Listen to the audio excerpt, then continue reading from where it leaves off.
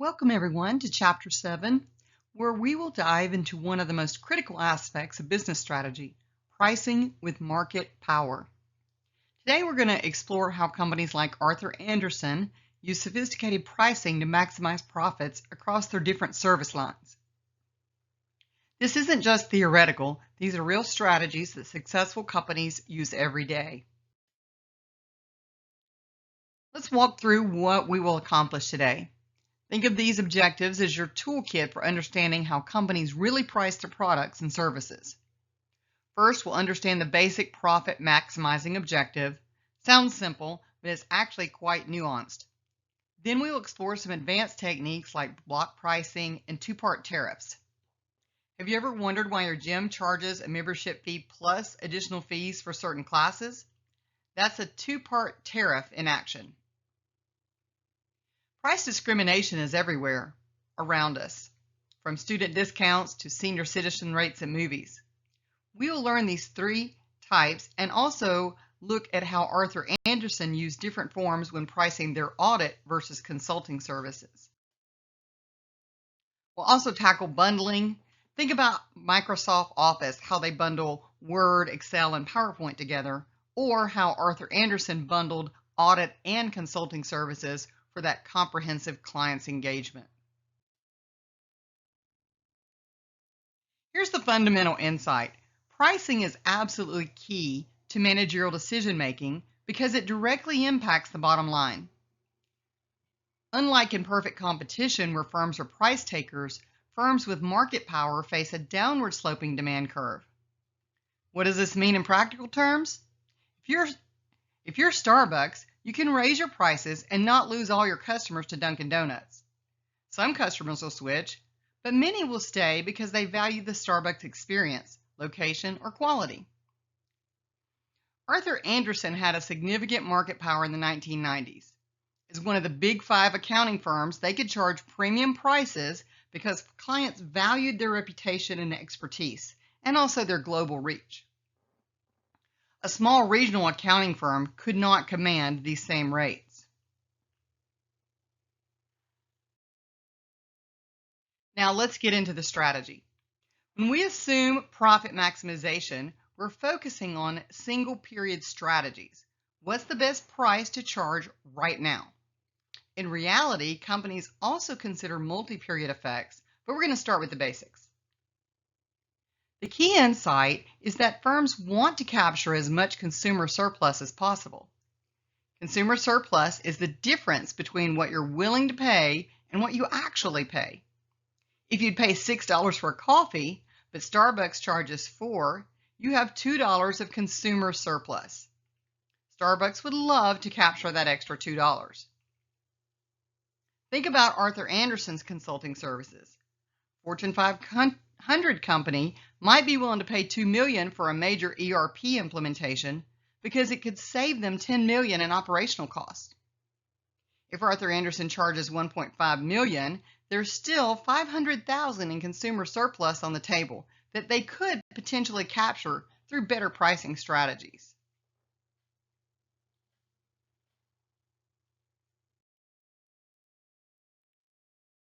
This diagram shows the classic monopoly pricing situation. The firm faces a downward sloping demand curve and sets price where marginal revenue equals marginal cost. Notice how there's a significant amount of consumer surplus, the area under the demand curve, but above the price, that the firm is not capturing. This is exactly the situation Arthur Andersen found themselves in. They had market power due to their reputation and expertise, but with uniform pricing, they were leaving money on the table. Some clients would have paid more, while others were being priced out of the market entirely. Let's work through this Intuit example together. Intuit purchases software from a manufacturer for $10. That's their original marginal cost. They face a demand curve of P equaling 85 minus 0.5 Q, where Q is in thousands of units. So to find the profit maximizing price, we use the rule MR equal MC. You may remember this from previous lectures. The marginal revenue curve has the same intercept as demand, but twice the slope. So MR equals 85 minus Q. Setting MR equals MC, 85 minus Q is 10, which gives us Q equals 75,000 units. Put the rest of this up here so you can see what I'm talking about. And P equals 4750. Their profit is the 4750 minus 10 times the 75,000. So this gives us 28125 million. This isn't bad, but we'll see they might be able to do even better with more sophisticated pricing strategies. This diagram illustrates our Intuit example visually. You can see the optimal quantity is 75,000 units at a price of $47.50. But look at all that consumer surplus. That's potential profit left on the table. This is similar to Arthur Andersen's situation with their audit services. They often used cost-plus pricing with standard hourly rates. But this uniform approach didn't capture the full value they provided to different clients. A multinational corporation derived much more value from Arthur Andersen's global expertise than a local company, yet they might pay similar rates. Before we dive deeper into pricing strategies, let's clarify what costs matter for pricing decisions.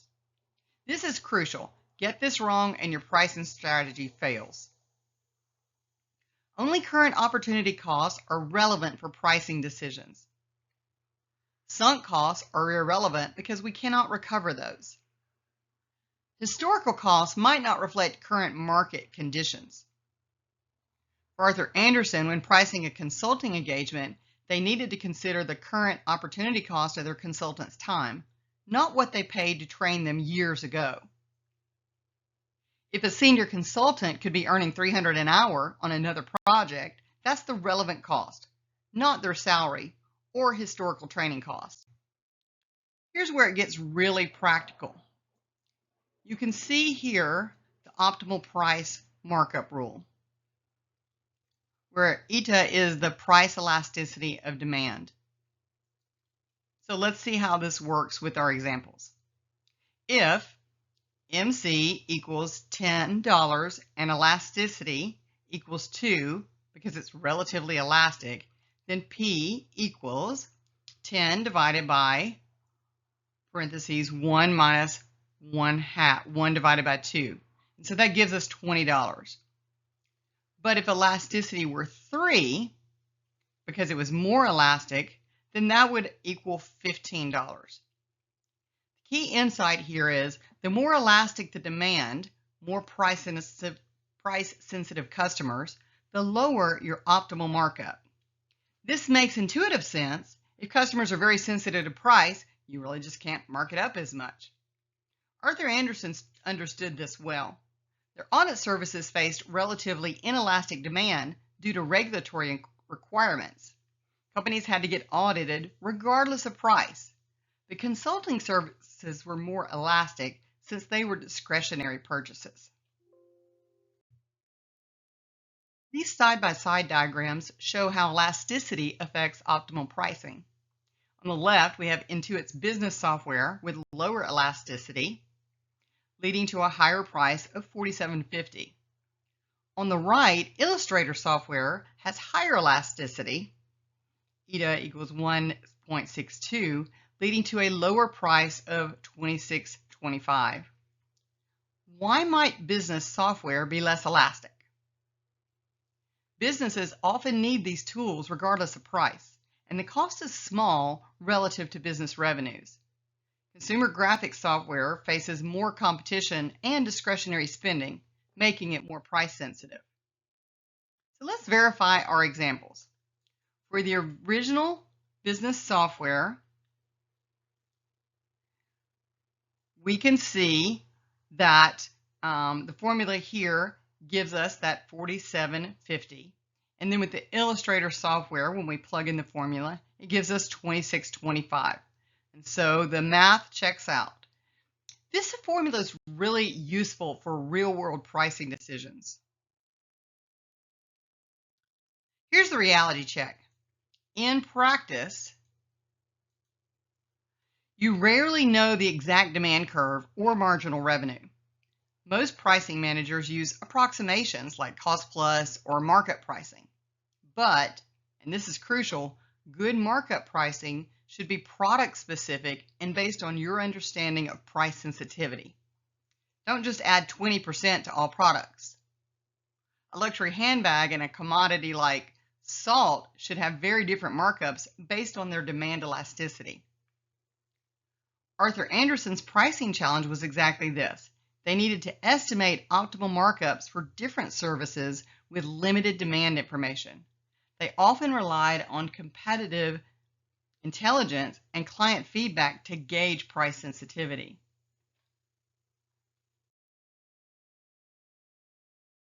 Sometimes you need to estimate a demand curve from limited data. Here's a practical approach. Suppose you currently sell 30 units at $70, and you estimate that lowering the price to $65 would increase sales to 40 units.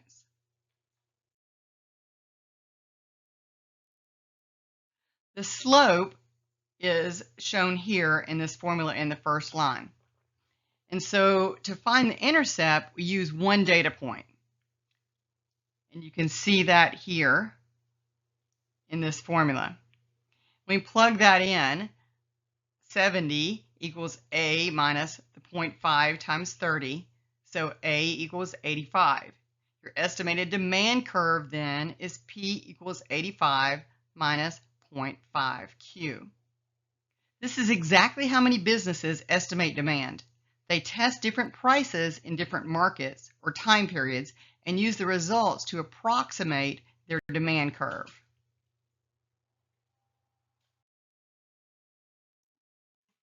Cost plus pricing, adding a markup to an average total cost, is still widely used because it's simple and it provides a target return. However, it must account for price sensitivity to be effective. The danger is applying the same markup across all products. This ignores demand differences and can lead to poor results. Some products can bear higher markups, others require lower ones to remain competitive.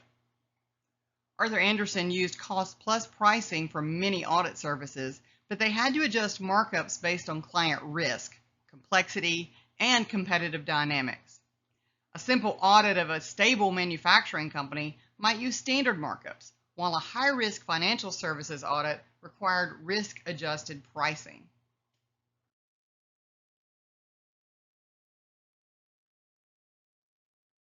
Now, when we talk about the optimal markup rule of thumb, you can see the formula here, where the asterisk indicates estimated values.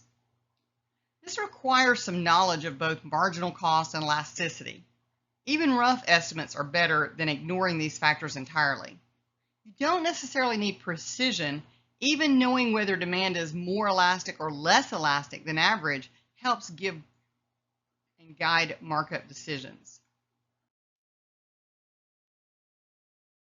This diagram illustrates the opportunity. Under single pricing, the firm captures the rectangle profit area, but leaves all of the consumer surplus above price. The triangular area represents potential additional profit if the firm could charge different prices to different customers. This is exactly what Arthur Andersen recognized with their service portfolio. Some clients derived enormous value from their consulting services and would pay premium rates, while others were more price sensitive.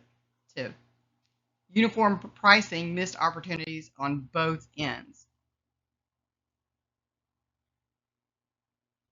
Block pricing charges declining prices for additional units, taking advantage of consumers' decreasing marginal value. Think about warehouse stores like Costco. You get a better per unit price for buying larger quantities. Utility companies use this extensively. Your first 500 kilowatts might cost 12 cents per hour, the next 500 at 10 cents, and then additional usage at 8 cents.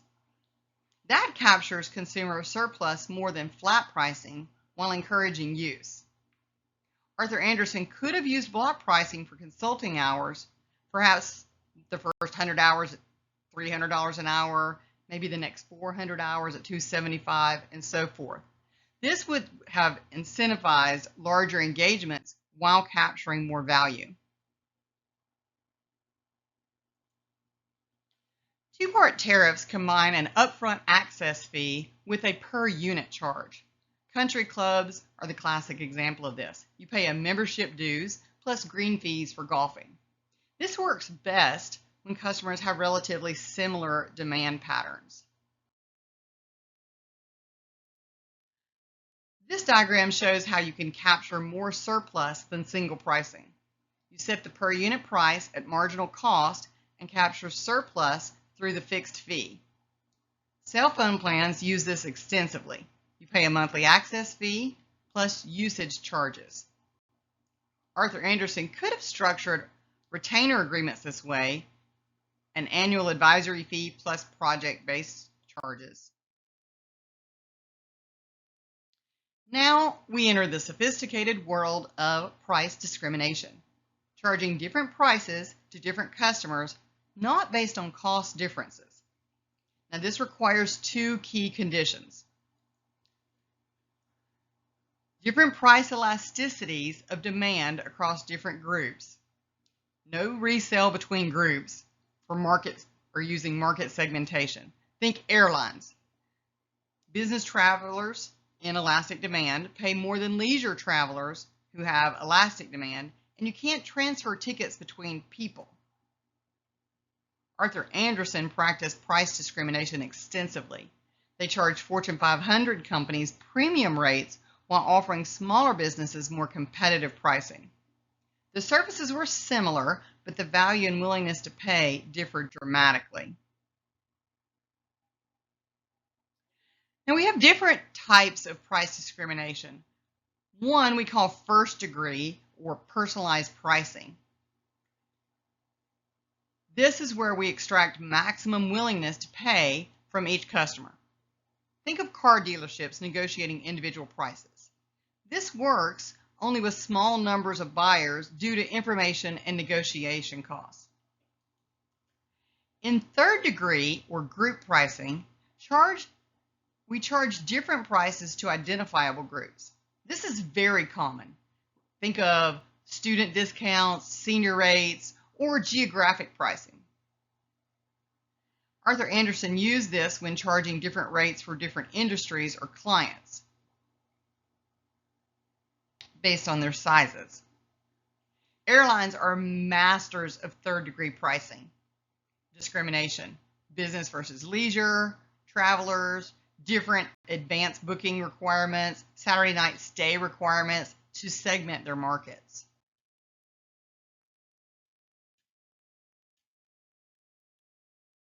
The rule is simple. Charge higher prices to groups with more inelastic demand. Let me say that again. Charge higher prices to groups with more inelastic demand. Use the markup formula for each group separately.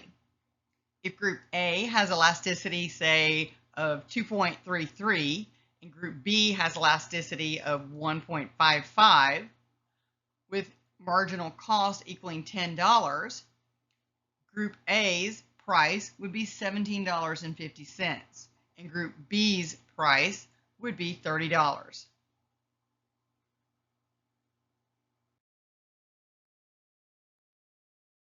Now this is a great example. It shows group pricing in action.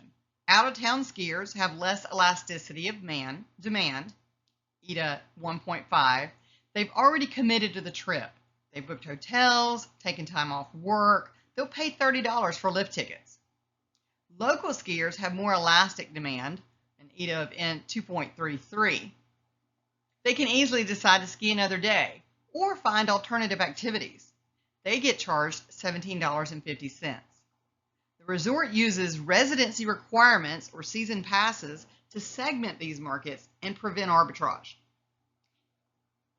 This is exactly how Arthur Andersen thought about pricing. Different client segments had different elasticities based on their switching costs and their alternatives. Menu pricing is second degree.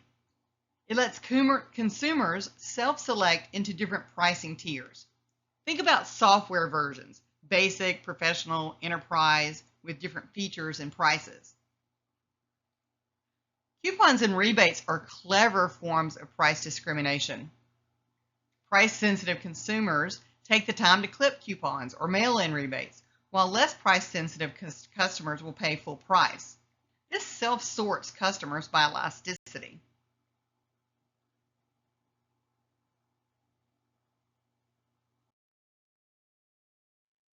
Bundling can increase profits by combining products with different demand patterns. Microsoft Office is the classic example.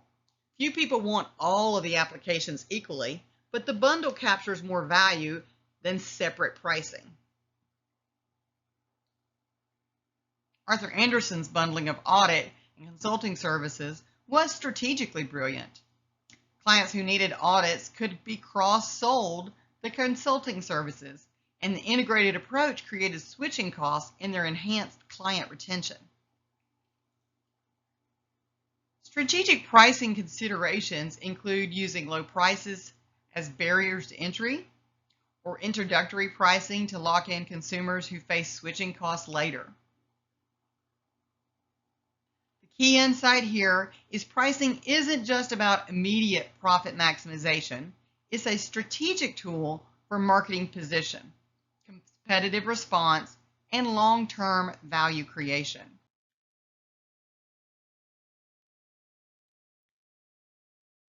So as you work on your Arthur Andersen analysis, remember these pricing principles. Market power sources, their pricing power came from reputation, expertise, regulatory requirements, and switching costs. For service differentiation, audit services faced inelastic demand due to regulatory requirements, while consulting services were more elastic. Price discrimination opportunities, different client segments, Fortune 500 versus small businesses, or different industries, had different elasticities.